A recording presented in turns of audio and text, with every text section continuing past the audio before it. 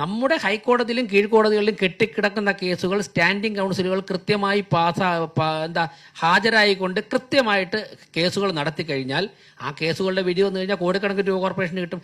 അങ്ങനെ പിന്നെ നമ്മുടെ വരുമാന ചോർച്ച, നമ്മുടെ നികുതി ചോർച്ച, ഇത് തടഞ്ഞാൽ തന്നെ നമ്മുടെ ഇൻകം മെച്ചപ്പെടും. അതിലൂടെ നമുക്കൊരു പരിധിവരെ മുന്നോട്ട് പോകാൻ സാധിക്കും. അതോടൊപ്പം തന്നെ കേന്ദ്ര സർക്കാരിൻ്റെ പ്രോജക്റ്റുകൾ ഞങ്ങൾ ആവശ്യപ്പെടും. അവിടെയാണ് താങ്കൾ ചോദിച്ചതിൻ്റെ ഇതിന് സ്വാഭാവികം നമുക്കറിയാം, ഒരു തദ്ദേശ സ്വയംഭരണ സ്ഥാപനം സംസ്ഥാന സർക്കാരിൻ്റെ ഖജനാവ് സംസ്ഥാന സർക്കാരിൻ്റെ പെർമിഷനോട് കൂടി മാത്രമേ കേന്ദ്ര ഗവൺമെൻറ് പണം തരാൻ സാധിക്കുകയുള്ളൂ. അങ്ങനെ വരുമ്പോൾ എന്തിനാ സംസ്ഥാന സർക്കാർ അതൊക്കെ തടയുമെന്നുള്ള ആശങ്ക? ഞങ്ങൾക്ക് ആശങ്കയില്ലല്ലോ. സംസ്ഥാന സർക്കാർ അതിനൊരു സംസ്ഥാന സർക്കാർ തിരഞ്ഞെടുക്കപ്പെട്ട സർക്കാരല്ലേ. സംസ്ഥാന സർക്കാർ അതിന് ഒരു തടസ്സവും ഉണ്ടാക്കുമെന്നുള്ള യാതൊരു ആശങ്കയും ഞങ്ങൾക്കില്ല. ഞങ്ങൾ അതിൻ്റെ അധികാരികളുമായിട്ട് സംസാരിക്കും, ഞങ്ങളുടെ കോർപ്പറേഷൻ്റെ നിലപാട് ബോധ്യപ്പെടുത്തും, കോർപ്പറേഷൻ്റെ ട്രൂ സ്പിരിറ്റ് ബോധ്യപ്പെടുത്തും. സ്വാഭാവികമായിട്ട് സംസ്ഥാന സർക്കാർ ഞങ്ങൾക്ക് തന്നല്ലേ പറ്റുള്ളൂ. ഇനി തന്നില്ലെന്നിരിക്കല്ലേ, അങ്ങനെ വരുന്ന ഘട്ടത്തിൽ നമുക്ക് ആലോചിക്കാം. നിയമമുണ്ട്, രാഷ്ട്രീയ പോരാട്ടമുണ്ട്, ഇതൊക്കെ ആവശ്യമാണെങ്കിൽ നമ്മൾ സ്വീകരിക്കും.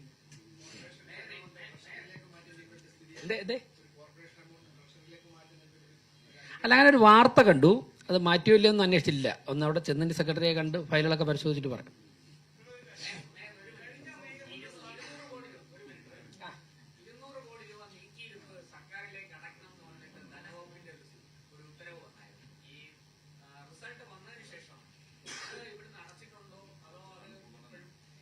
പ്രശാന്ത്, ഞാൻ പറയാം. അതായത് ആ വാർത്ത കണ്ടു, ഞങ്ങൾ ആ വാർത്ത കണ്ടിട്ട് ഡയറക്റ്റ് അല്ലെങ്കിൽ അന്വേഷണം നടത്തിയപ്പോൾ 20-ാം തീയതി വരെ അഡ്മിനിസ്ട്രേഷൻ്റെ ഉള്ള പവർ അവർക്കുണ്ടായിരുന്നു, മുൻ ഭരണസമിതിക്കുണ്ടായിരുന്നു. 20-ാം തീയതിക്ക് ശേഷമാണ് അവരുടെ പവർ അവസാനിക്കുന്നത്. പോയതിന് ശേഷം ഞങ്ങളിപ്പോൾ ഇന്നലെ സത്യപ്രതിജ്ഞ ചെയ്ത് വന്നതിന് ശേഷം പിന്നെ ഇതുവരെയും മറ്റുള്ള ഇതുപോലുള്ള കാര്യങ്ങളായിട്ട് പോകാൻ പറ്റില്ല. അവിടെ കണ്ടിട്ട് ഈ വാർത്തയുടെ അടിസ്ഥാനത്തിൽ ഇവിടെ പരിശോധിക്കും. ഇനി മാറ്റിയെന്നിരിക്കട്ടെ, അതുകൊണ്ട് ലോകമൊന്നും അവസാനിക്കില്ലല്ലോ. നമുക്ക് അങ്ങനെ ഒരു ചലഞ്ച് ഉണ്ടെങ്കിൽ അതിനൊരു സൊല്യൂഷൻ ഉണ്ടാവും. ഞങ്ങൾ വലിയൊരു രാഷ്ട്രീയ പാർട്ടിയല്ല, അതിൻ്റെ സൊല്യൂഷൻ ഞങ്ങൾ കണ്ടെത്തും. അതൊന്നും ഒരു പ്രശ്നമല്ല.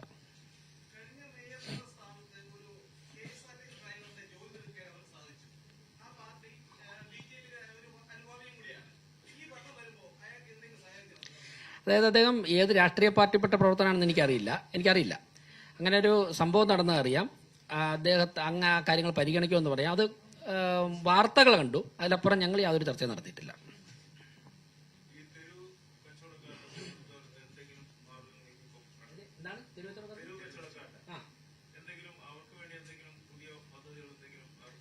അല്ല, തെരുവ് കച്ചവടക്കാർക്ക് വേണ്ടി ദേശീയ തലത്തിലുള്ള നിലവിലുള്ള നിയമപ്രകാരം കേന്ദ്ര ഗവൺമെന്റ് അവർക്ക് 10,000 രൂപ 50,000 രൂപ ഇങ്ങനെയൊക്കെയുള്ള ധനസഹായം നൽകുന്ന പദ്ധതിയുണ്ട്.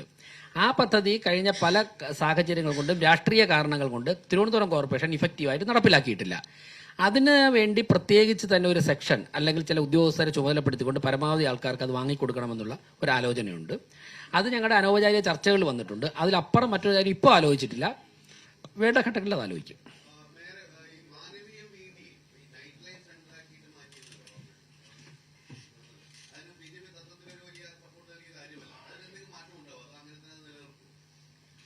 ആലോചിച്ചിട്ട് പറയാം. അങ്ങനെയുള്ള കാര്യങ്ങളൊന്നും പാടില്ലെന്നുള്ള അഭിപ്രായമൊന്നും വ്യക്തിപരമായിട്ട് എനിക്കില്ല. നമുക്ക് ലോകത്ത് സാധ്യമായിട്ടുള്ള എല്ലാ സാഹചര്യങ്ങളും മനുഷ്യന് ജീവിതം എൻജോയ് ചെയ്ത് മുന്നോട്ട് പോകാനുള്ള സാഹചര്യം ഉണ്ടാകണം. ആവശ്യമായ സ്ഥലങ്ങളിൽ പരിധികൾ വേണം, പരിമിതികൾ ഉണ്ടാകണം എന്നുള്ള അഭിപ്രായമുണ്ട്. മറ്റുള്ള കാര്യങ്ങൾ വരുന്ന മുറയ്ക്ക് നമുക്ക് ആലോചിക്കാം. അതിനൊന്നും എതിരല്ല.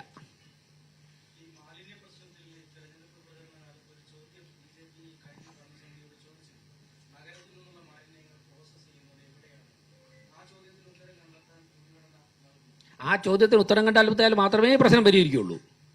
ആ ചോദ്യത്തിന് ഉത്തരം കണ്ടെത്തുവാനുള്ള പരിശ്രമമാണ് ഞങ്ങളുടെ ചിന്തകളിൽ ആലോചന. ഞാൻ നേരത്തെ പറഞ്ഞല്ലോ, ഇൻഡോർ മേയറുമായി ഇന്ന് സംസാരിക്കുന്നുണ്ട്. അദ്ദേഹം വിളിച്ചിരുന്നു. ഇന്ന് വൈകുന്നേരത്തിന് മുമ്പ് തിരുവനന്തപുരം മേയർ സംസാരിക്കുന്നുണ്ട്. അങ്ങനെ നരഹരി IAS അദ്ദേഹം ഇൻഡോറിലെ ഡിസ്ട്രിക്ട് കളക്ടർ ആയിരുന്നപ്പോഴാണ് ഈ പ്രശ്നം പരിഹരിച്ചത്. അദ്ദേഹവുമായി ഞങ്ങൾ ജന്മഭൂമി ദിനപത്രത്തിൻ്റെ ഒരു സെമിനാറിൽ അദ്ദേഹം വന്നു. ജന്മഭൂമി പത്രത്തിൻ്റെ സെമിനാറിൽ അദ്ദേഹം വന്ന് ഇൻഡോറിൽ എങ്ങനെയാണ് ഇഷ്യൂ സോൾവ് ചെയ്തെന്നുള്ളതിനെ കുറിച്ചുള്ള കൃത്യമായിട്ടുള്ള പവർ പോയിന്റ് പ്രസന്റേഷൻ അദ്ദേഹം അവതരിപ്പിച്ചു. ഏത് സമയത്ത് ബന്ധപ്പെട്ടാൽ തിരുവനന്തപുരത്ത് 5 ടെക്നിക്കൽ അസിസ്റ്റൻസ് തരാൻ തയ്യാറാണെന്ന് പറഞ്ഞു. അപ്പോൾ അങ്ങനെയുള്ള പല മേഖലകളുമായി ഞങ്ങൾ സംസാരിച്ചുകൊണ്ടിരിക്കുകയാണ്. തീർച്ചയായിട്ടും ഏറ്റവും അവൈലബിൾ ആയിട്ടുള്ള നല്ല സാങ്കേതിക വിദ്യ ഉപയോഗിച്ചുകൊണ്ട് തിരുവനന്തപുരത്ത് നടപ്പിലാക്കും.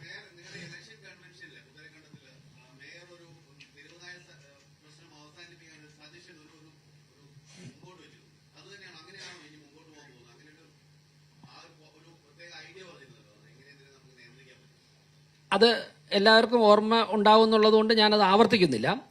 അത് തന്നെയാണ് അതിന് ഇപ്പോൾ നിലവിലുള്ള നിയമങ്ങൾക്കകത്ത് നിന്നുകൊണ്ട് ഏറ്റവും നല്ല മാർഗം. സുപ്രീം കോടതിയുടെ വെർഡിക്റ്റ് വന്നതുകൊണ്ട് ഷെൽട്ടറിൽ പാർപ്പിക്കുക എന്നുള്ളത് തന്നെയാണ്. അപ്പോൾ അതിന് നമ്മുടെ ഒരു പ്രശ്നം വരുന്നത്, നമുക്ക് ഇപ്പം ഞങ്ങൾ രാഷ്ട്രീയക്കാരാണ്, സ്വാഭാവികമായിട്ട് വെറ്റിനറി ഡോക്ടർമാരുമായിട്ട് സംസാരിക്കേണ്ടതായിട്ടുണ്ട്, മറ്റുള്ള എക്സ്പെർട്ടുകളുമായിട്ട് സംസാരിക്കേണ്ടതായിട്ടുണ്ട്. എവിടെയാണ് നമുക്ക് ഇതിലിപ്പോൾ ഒരു തെരുവുനായ ഷെൽട്ടർ നമുക്ക് ഒരു ദിവസം കൊണ്ട് ഒറ്റ ദിവസം കൊണ്ട് ഒഴിച്ച് ചെയ്യാൻ പറ്റില്ലല്ലോ.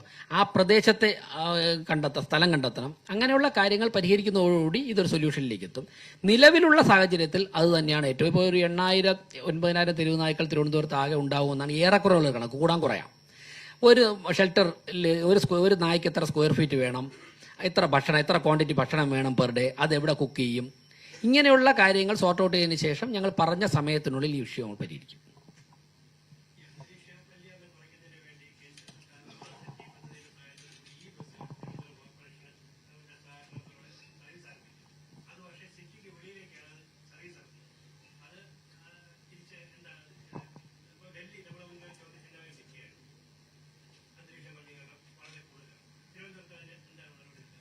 അതായത് അത് എനിക്ക് തോന്നുന്നു ഈ ചോദ്യം വളരെ റെലവൻ്റ് ആയിട്ടുള്ള, എനിക്ക് ഉത്തരം പറയാൻ കിട്ടിയ ഒരു അവസരമായിട്ടാണ് എടുക്കുന്നത്. കാരണം നിങ്ങൾ മാധ്യമപ്രവർത്തകർക്ക് ഇപ്പോൾ ഞങ്ങളൊരു ഭരണസമിതിക്ക് ചെയ്യുന്നതിനേക്കാൾ കൂടുതൽ മാധ്യമപ്രവർത്തകർക്ക് ഇക്കാര്യത്തിൽ സമൂഹത്തിന് കോൺട്രിബ്യൂട്ട് ചെയ്യാൻ സാധിക്കും. എന്നിട്ട് പറയാൻ കാരണം, നിങ്ങളോടൊപ്പം ഉള്ള ഡൽഹിയിൽ ജോലി ചെയ്തിട്ടുള്ള ഒരു മാധ്യമപ്രവർത്തകനുമായിട്ട് ഞാൻ കഴിഞ്ഞ ദിവസം സംസാരിച്ചു. ഇപ്പോൾ അദ്ദേഹം കേരളത്തിലാണ്. സംസാരിച്ചപ്പോൾ ഞാൻ ചോദിച്ചു എന്താ തിരുവനന്തപുരത്ത് എത്തിയിട്ടുള്ളതെന്ന് ചോദിച്ചു. അപ്പോൾ അദ്ദേഹത്തിൻ്റെ ഭാര്യ മാധ്യമപ്രവർത്തകയാണ്, ഇപ്പോൾ കേരളത്തിലാണ്. അദ്ദേഹം പറഞ്ഞു അദ്ദേഹത്തിൻ്റെ കുഞ്ഞു ആ സമയത്ത് അവിടെ ഉണ്ടായിരുന്നു, ഒരു 4 വയസ്സൊക്കെ ആയിട്ടുള്ളൂ.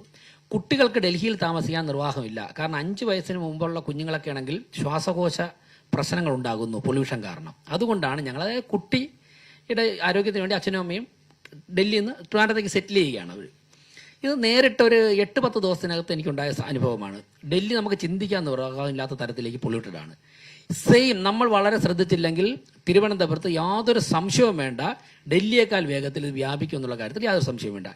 ഇത് പരിഹരിക്കുവാൻ വേണ്ടിയാണ് 2070 ആകുമ്പോഴേക്കും ടോട്ടലി കാർബൺ ന്യൂട്രാലിറ്റിയിലേക്ക് എത്തണമെന്നുള്ള ലക്ഷ്യം വെച്ചുകൊണ്ടാണ് നരേന്ദ്രമോദി ഗവൺമെൻറ് തിരുവനന്തപുരത്ത് പരമാവധി ഇലക്ട്രിക് ബസ്സുകൾ അനുവദിച്ചത്. പക്ഷേ ദൗർഭാഗ്യകരമെന്ന് പറയട്ടെ, തിരുവനന്തപുരത്ത് അനുവദിച്ച ഇലക്ട്രിക് ബസ്സുകളിൽ പലതും അദ്ദേഹം പറഞ്ഞതുപോലെ ഇടുക്കിയിലും കട്ടപ്പനയിലാണ് ഓടുന്നത്.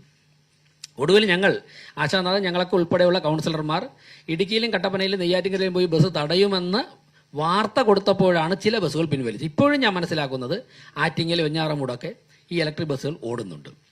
അപ്പോൾ 2 കാര്യങ്ങളാണ് പരിശോധിക്കേണ്ടത്. ഒന്ന്, അന്വേഷിച്ചപ്പോൾ അറിയുന്നത് ഈ ഇലക്ട്രിക് ബസ്സുകൾ സിറ്റിയിൽ മാത്രം ഓടിക്കഴിഞ്ഞാൽ അത് അവർക്ക് സിറ്റിയിൽ പരമാവധി ബസ്സുകൾ ഓടിച്ചു.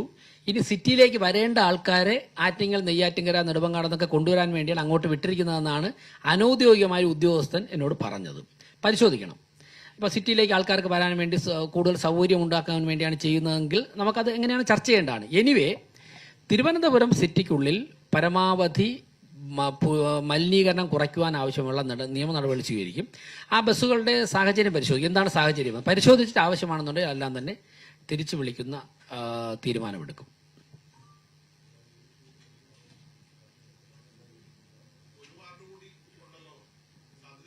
100%. ഇപ്പോഴത്തെ ഈ സാഹചര്യമൊക്കെ വെച്ചിട്ട് ഞങ്ങളെ ഏൽപ്പിച്ചാലേ ആ വാർഡിൽ ഏറ്റവും നല്ല മുന്നേറ്റം നടക്കുകയുള്ളൂ. ഇപ്പോൾ സ്വതന്ത്രർ ഉൾപ്പെടെ എനിക്ക് തോന്നുന്നു LDF-ൽ നിന്നും UDF-ൽ നിന്നൊക്കെ നിരവധി കൗൺസിലർമാരെ ഞാൻ കണ്ടു. ഇന്നലെ അവരോട്, താങ്കൾ ഉണ്ടായിരുന്നോ എനിക്കറിയില്ല, ഞങ്ങളുടെ ഡെപ്യൂട്ടി മേയർ തെരഞ്ഞെടുപ്പിന് ശേഷം കൗൺസിലർമാരെ അഡ്രസ്സ് ചെയ്തപ്പോഴേക്കും മേയർ, ഞങ്ങളുടെ സംസ്ഥാന അധ്യക്ഷൻ രാജീവ് ചന്ദ്രശേഖർജി ഉൾപ്പെടെ അവിടെ ഉണ്ടായിരുന്നുകൊണ്ടാണ് ഞാൻ പറഞ്ഞത്. അദ്ദേഹം ഞങ്ങൾക്ക് തന്നിരിക്കുന്ന നിർദ്ദേശം 101 വാർഡുകളിലെയും കൗൺസിലർമാരുടെ ഭാഗത്തു നിന്നും അവരവരുടെ വാർഡുകളിൽ നമ്മൾ അടിയന്തരമായി ഇടപെടേണ്ട കാര്യങ്ങളെക്കുറിച്ചുള്ള നിർദ്ദേശങ്ങൾ നിങ്ങൾ പരമാവധി ശേഖരിക്കണം. അതുൾപ്പെടെയാണ് നമ്മൾ കേന്ദ്ര സർക്കാരിൻ്റെ മുമ്പിൽ സമർപ്പിക്കാൻ പോകുന്നത് എന്ന് പറയുമ്പോൾ സ്വാഭാവികമായിട്ട് LDF-ൻ്റെയും UDF-ൻ്റെയും ഒക്കെ കൗൺസിലർമാർക്ക് ഉൾപ്പെടെ അക്കാര്യങ്ങൾ ഞങ്ങളെ പിന്തുണയ്ക്കാമല്ലോ. അപ്പോൾ സ്വാഭാവികമായിട്ട് വിഴിഞ്ഞങ്കാർ ഞങ്ങളെ തന്നെ ഏൽപ്പിക്കാം വാർഡ്.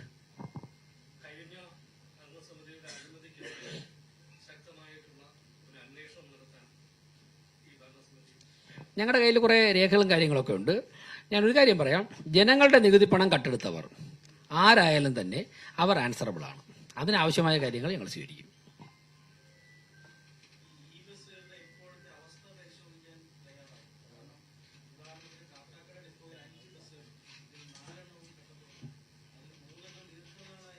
ഇത് തിരുവനന്തപുരം കോർപ്പറേഷൻ കൊടുത്ത ബസ്സുകളുടെ കാര്യമാണ് താങ്കൾ പറയുന്നത്. നമ്മളിവിടെ ഓടുന്ന അല്ല, അതാ ഇവിടെ ഓടുന്ന അതുപോലത്തെ ബസ്സാണ് ഇതിപ്പോൾ.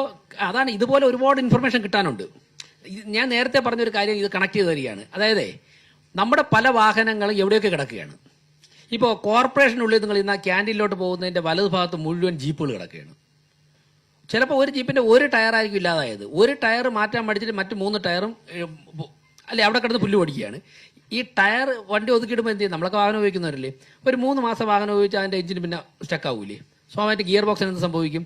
എത്ര ലക്ഷം? അപ്പം ഒരു 3000 8,000 രൂപ കൊടുത്തൊരു ടയർ മാറ്റാൻ വേണ്ടി കാണിക്കുന്ന അലംഭാവം 10 ലക്ഷം രൂപ വാഹനം നഷ്ടപ്പെടുന്ന ഒരു അവസ്ഥയിലേക്ക് പോകുന്നു. എത്ര വാഹനങ്ങൾ അവിടെ കിടക്കുന്നത്? ഒറ്റയടിക്ക് ഒറ്റ രാത്രി കൊണ്ട് പരിഹരിക്കാമെന്ന് ഞാൻ പറയുന്നില്ല, പക്ഷേ നമ്മളിതൊക്കെ അഡ്രസ്സ് ചെയ്യേണ്ടതായിട്ടുണ്ട്. ഇപ്പോൾ തന്നെ താങ്കൾ പറയുന്നത് എത്ര ലക്ഷം രൂപയുടെ 3 4 ബസ്, മാധ്യമപ്രവർത്തനമാണ് പറയുന്നത്, ഞങ്ങളല്ല. എത്ര ലക്ഷം രൂപയുടെ 4 ബസ്സാണ് നെയ്യാറ്റിൻകര കിടക്കുന്നത്. എന്തെങ്കിലും ചെറിയ മൈന്യൂട്ട് മിസ്റ്റേക്ക് ആണെങ്കിൽ അതിനെ കറക്റ്റ് ചെയ്തിട്ട് കൊണ്ടുവന്ന് ഓടിക്കൂടെ? അപ്പോൾ ഇങ്ങനെയുള്ള കാര്യങ്ങൾ 45 വർഷത്തെ കാര്യങ്ങളല്ലേ, അഡ്രസ്സ് ചെയ്യേണ്ടതായിട്ടുണ്ട്. വൺ വേ യൂണിറ്റ് ഞങ്ങൾ പരിശോധിക്കും.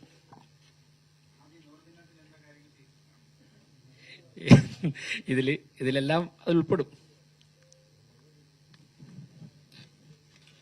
ഡെപ്യൂട്ടി മേയറോട് ചോദ്യമുണ്ടോ?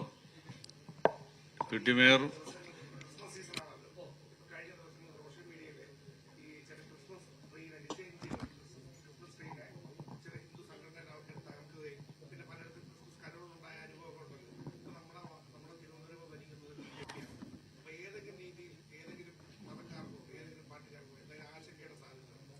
എന്തിനാണ് കോർപ്പറേഷൻ BJP ഭരിക്കുമ്പോഴേക്കും താങ്കൾക്ക് ആശങ്കയുണ്ടോ? പിന്നെന്താ പ്രശ്നം? ഇവിടെ ഇരിക്കുന്ന ആർക്കും അക്കാര്യത്തിൽ ആശങ്കയില്ല. ഞങ്ങളൊക്കെ 10 വർഷം കൊണ്ട് ജനങ്ങളുടെ പ്രവർത്തിക്കുന്നവരല്ലേ. ആശങ്ക സൃഷ്ടിക്കരുത്. ഒന്നും പറയില്ല, പ്രത്യേകിച്ച് ഒന്നും പറയില്ല. ഞങ്ങളെ പ്രവർത്തനം മുമ്പോട്ടു. അങ്ങക്ക് തോന്നുന്നുണ്ടോ ഈ അനാവശ്യ ആശങ്ക സൃഷ്ടിക്കുന്നത് ശരിയാണെന്നുള്ള അങ്ങക്ക് തോന്നുന്നുണ്ടോ? ഇല്ലല്ലോ, കഴിഞ്ഞു. പഴകിയ ഭക്ഷണം ആൾക്കാർക്ക് കൊടുക്കരുത്, ഇതാണ് ആദ്യം പറയാനുള്ളത്. പിന്നെ ഷോ കാണിക്കാനൊന്നുമില്ല, പഴകിയ ഭക്ഷണം ആൾക്കാർക്ക് കൊടുക്കരുത്. അത് വേണ്ട ഘട്ടത്തിൽ ഇടപെടേണ്ട ഘട്ടങ്ങളിൽ ഞാനിപ്പോൾ ഒരു ഭീഷണിയുടെ സ്വരത്തിലൊന്നുമല്ല പറയുന്നത്. പരമാവധി എല്ലാ നിയമങ്ങളും പാലിച്ചുകൊണ്ട് കൊടുക്കുക. ഇടപെടേണ്ട ഘട്ടത്തിൽ കൃത്യമായിട്ട് ഇടപെടും.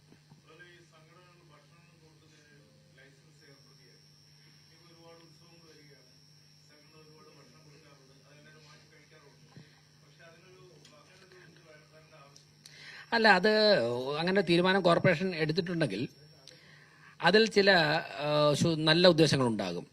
കാരണം ഈ ഫുഡ് പോയ്സണൊക്കെ ബാധിക്കുന്ന ഘട്ടങ്ങളിൽ പാലിക്കേണ്ട മിനിമം കാര്യങ്ങൾ പാലിക്കണം എന്നുള്ളത് കാലം മാറുന്നതനുസരിച്ച് നമ്മൾ ഉദ്ദേശിക്കാത്ത പ്രതിസന്ധികളും പ്രശ്നങ്ങളൊക്കെ വരികയാണല്ലോ. അങ്ങനെയൊക്കെ നിയമപരമായിട്ട് തീരുമാനം എടുത്തിട്ടുണ്ട്. അതിൻ്റെ അടിസ്ഥാനപരമായിട്ടുള്ള എന്തെങ്കിലും യാഥാർത്ഥ്യം ഉണ്ടാകും. ആരെയും ഒന്നും തടസ്സപ്പെടുത്താൻ വേണ്ടിയുള്ള തീരുമാനങ്ങൾ ഞാൻ അനുകൂലിക്കുന്നില്ല. പക്ഷേ ജനങ്ങളുടെ ആരോഗ്യം സംരക്ഷിക്കാനുള്ള ഉത്തരവാദിത്തം ഭരണകൂടത്തിനുണ്ട്.